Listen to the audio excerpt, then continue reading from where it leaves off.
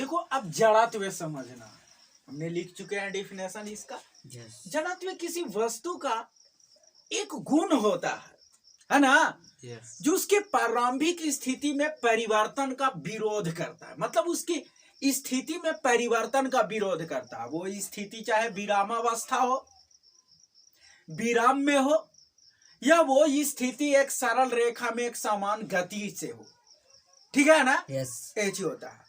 तो देखो यहां से ये जड़त्व क्या है, किसी वस्तु का एक गुण है, जो अगर कोई वस्तु विराम में है, मान लिया जाए, देखो ये वस्तु है, अगर ये विराम में है तो हम बोले थे ना कि अगर ये विराम में है तो ये गति का विरोध कर रहा है।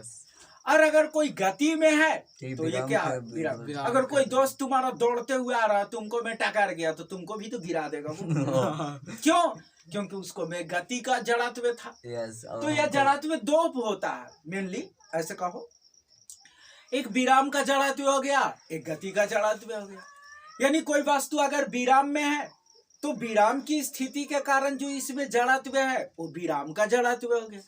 अगर कोई वस्तु गतिशील है और उसके कारण जो वस्तु में गतिशील, उसमें जो जड़त्व का गुण है वो गति का जड़त्व हो गया। समझ में आया ना ये चीज?